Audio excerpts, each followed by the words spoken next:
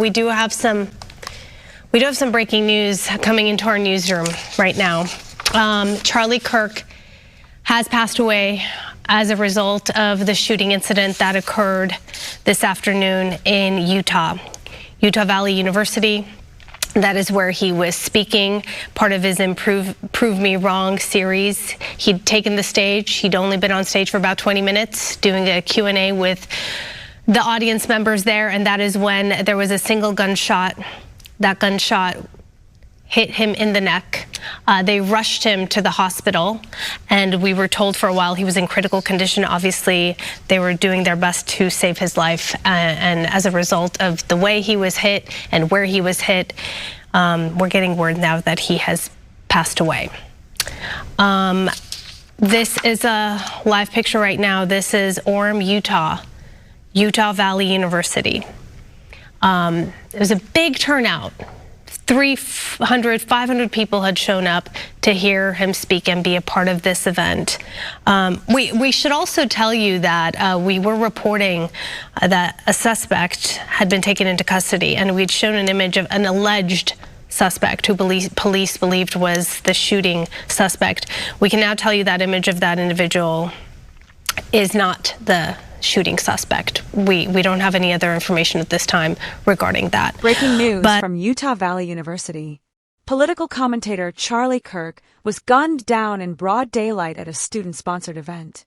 Just moments ago, investigators revealed chilling details about the shooter's movements, and the feds are now closing in. Was this a random act or a political assassination? Stay tuned, because what we've uncovered will shock you.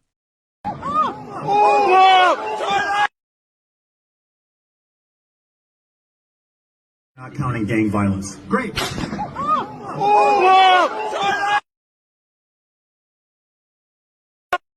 Not counting gang violence. Great. It all began at 12:20 p.m. Charlie Kirk was answering a student's question on mass shootings when a single rifle shot rang out. Thousands in attendance ducked for cover. Within seconds, chaos erupted across the Utah Valley University campus. I'm Bo Mason, Commissioner for the Utah Department of Public Safety. Today at approximately 12:20 Mountain Standard Time, political influencer Charlie Kirk was shot in an event at the Utah Valley University. He was taken by private vehicle to Timpanogos Hospital, where he later passed. The Utah Department of Public Safety will be co-leading this criminal investigation to find this killer, along with the Federal Bureau of Investigation. We are working in unison with the County Sheriff's Office, the local police department, and the University Police Department, all of which have been very cooperative and fully engaged in this process.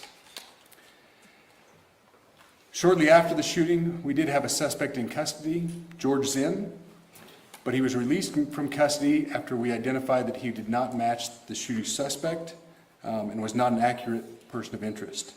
However, he has been booked into the county jail by Utah Valley University Police Department for obstruction of justice. We do still have an active investigation for the person of interest. This incident occurred with a large crowd around. There was one shot fired and one victim.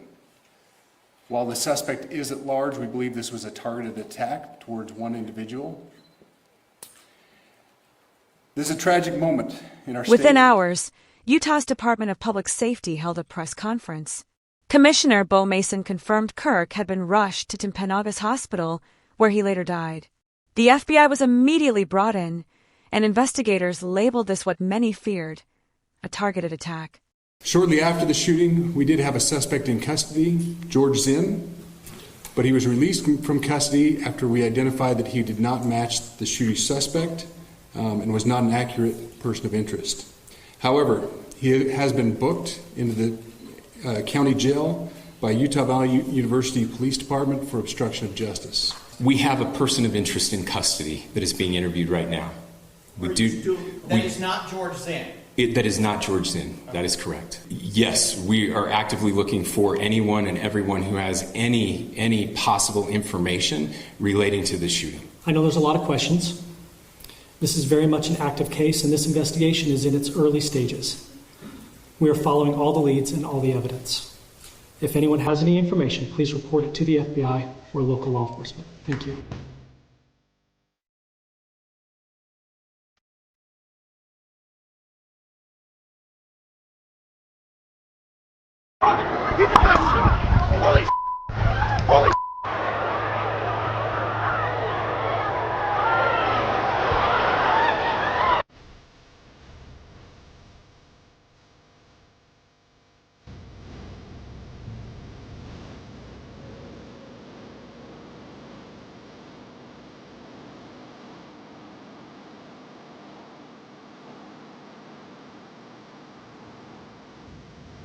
At first, authorities detained a man named George Zinn, but later admitted he was the wrong person. Though booked for obstruction of justice, Zinn was cleared of being the shooter. This early mistake sent waves of misinformation spiraling online as theories began flooding social media. Getting right up.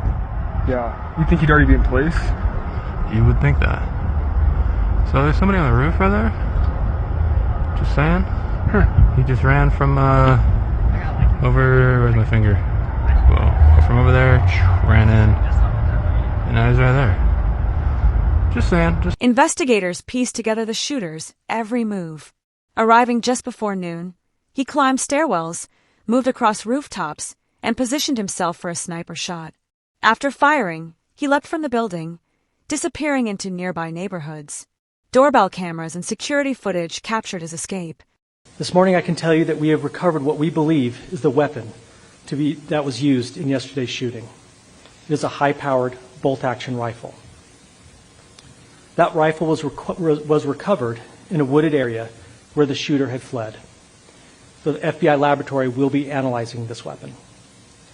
Investigators have also collected footwear impression, a palm print, and forearm imprints for analysis. Overnight, the FBI confirmed they had recovered a high-powered bolt-action rifle abandoned in a wooded area. Forensic teams also lifted palm prints, forearm impressions, and even shoe imprints. The shooter, investigators say, blended in easily with students believed to be college-aged.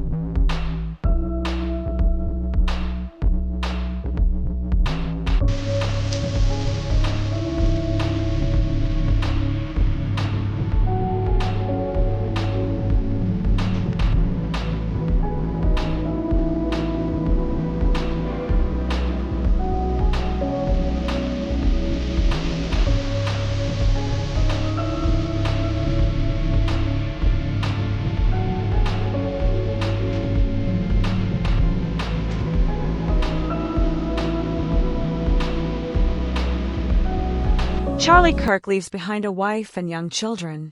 To his supporters, he was more than a commentator, he was a voice for free speech on college campuses. But to his critics, he was polarizing. Now, in the wake of his death, one truth remains. Political violence threatens not just individuals, but the very foundation of democracy itself.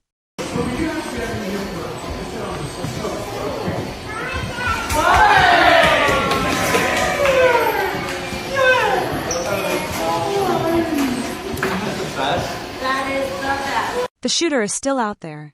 The FBI vows they will not stop until he is caught. But the question remains, who wanted Charlie Kirk silenced and why? Stay tuned.